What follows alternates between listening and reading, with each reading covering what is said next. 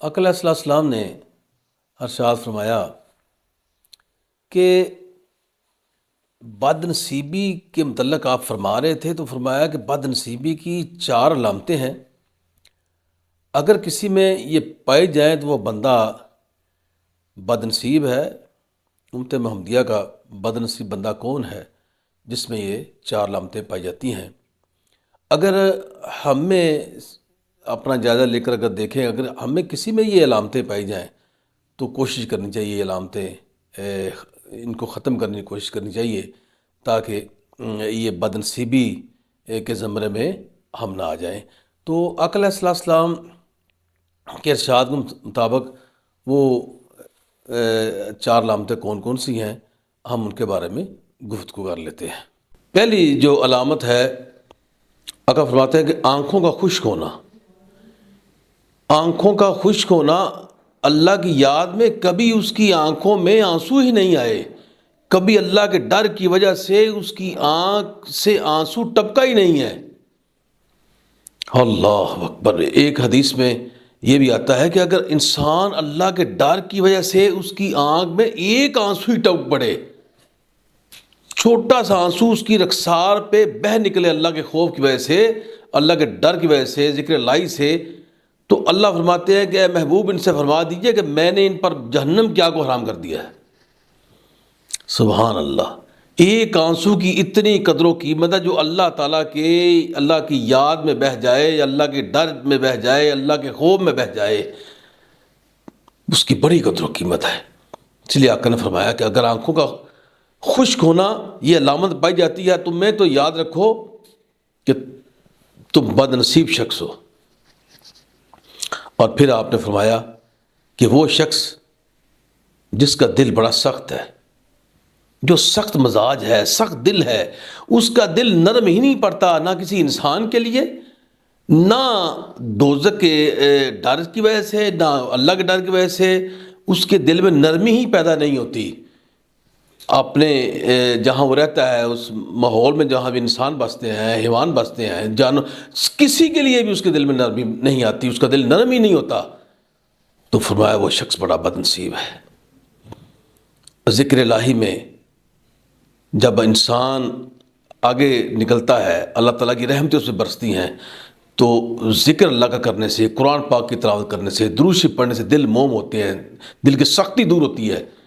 جب ذکر الہی نہیں کرنا، نماز نہیں پڑھنی، درود شریف کا مطالعہ نہیں کرنا، درود شریف نہیں پڑھنا، تو دل سخت ہوتے ہیں۔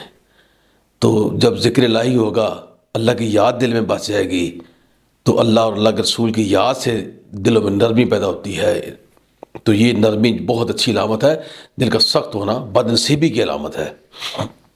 اور پھر فرمایا کہ وہ شخص جو دنیا میں رہتے ہوئے لمبی امیدیں لگائے رکھتا ہے، لمبی خواہشیں، لمبی امیدیں اس کی، یہ ہو جائے گا، وہ کر دوں گا، یہ مجھے آنا چاہیے، وہ مجھے ملنا چاہیے، وہ نئے نئے اونچے اونچے اڑان، اونچی اونچی دنیا کے خواب دیکھتا رہتا ہے، مختلف امیدیں لگائے رہتا ہے، اس کی امیدیں ختم ہی نہیں ہونے۔ زندگی کا ایک سیکنڈ کا بھی بھروسہ نہیں ہے زندگی کا، تو لمبی امیدیں کاہے کی؟ آقا فرماتے ہیں تیرا مال وہ ہے جو تو نے اللہ کے راستے میں خرچ کر دیا، کسی پر لگا دیا، اپنے اہل و عیال پر لگا دیا، اپنے اوپر لگا دیا، جو چلا گیا، جو لگا دیا، وہ تیرا مال ہے۔ جو تیری جیب میں ہے، جو تیرے بینکوں میں ہے، تیرے گھر میں ہے، کہاں بھی رکھا ہوا ہے، وہ تیرا نہیں ہے، کیونکہ ایک زندگی کا کیا بھروسہ کب کسی کی شام ہو جائے۔ تو لمبی امیدیں کاہے کی نہیں لگاتا ہو؟ بس اللہ تعالیٰ سے رحمت کی امید رکھو۔ خواہش نیک رکھنے کی بری بات نہیں ہے، لیکن یہ لمبی خواہشیں رکھ لینا، لمبی امیدیں لگا لینا کہ یہ ہو جائے گا، تو ان سے بھی بچنے کی کوشش کرنی چاہیے۔ تو بد نصیبی کے علامتوں میں سے ایک یہ علامت بھی ہے کہ انسان لمبی امیدیں لگا کے بیٹھ جائے اور اللہ تعالیٰ کی یاد کو بلا بیٹھے، تو اس سے بچنا چاہیے۔ اور پھر فرمایا نمبر 4 پہ آقا فرماتے ہیں کہ وہ شخص جس میں دنیا کی حرص و لالچ زیادہ پائی جاتی ہے، اس کے دل میں دنیا ہی سما گئی ہے، دنیا کی حرص بھی ہے، لالچ بھی ہے، طرح طرح کی، وہ یہ کہ اگر اس کے پاس پیسے آ گئے ہیں، وہ کہتا ہے اتنے اور آنے چاہیے، پھر اس کی اور خواہشیں، پھر اور خواہشیں، وہ جہاں بھی جاتا ہے، جو بھی کام کرتا ہے، کسی نہ کسی لالچ میں کرتا ہے کہ مجھے اس سے یہ فائدہ ہو جائے گا، اس سے یہ فائدہ ہو جائے گا، یعنی کہ اللہ اور اللہ کے رسول کے فرمان کو بھول کر وہ اپنی خواہشوں میں لگا رہتا ہے، خواہشوں کو پورا کرنے میں لگا رہتا ہے، اور دنیا کی حرص و لالچ کو دل سے نہیں نکالتا۔ اگر وہ کسی کے کام آئے اللہ تعالیٰ کے لیے، آقا کے فرمان کے مطابق، تو یقین کرے اس کے کام یہی اچھے ہونے شروع ہو جائیں گے۔ تو روپیہ پیسہ آتا جاتا رہتا ہے، اس کی اتنی محبت دل میں نہیں ہونی چاہیے، اس کو اچھا نہیں کہا گیا۔ اچھے رستوں میں خرچ کرنے کو اچھا کہا گیا ہے۔ پھر فرمایا جو بندہ میرے رستے میں خرچ کرے گا میں اس کو اور دے دوں گا، اگر وہ 10 خرچ کرے گا میں اس کو 70 گنا یعنی اس کا واپس کو دوں گا۔ یعنی کہ اچھے رستوں میں خرچ کرنا تو اس سے مال بھی بڑھتا ہے، کسی کے کام آئے۔ دنیا کی لالچ حرص سے بچیں، اللہ تعالیٰ آپ کو دنیا بھی دے دے گا۔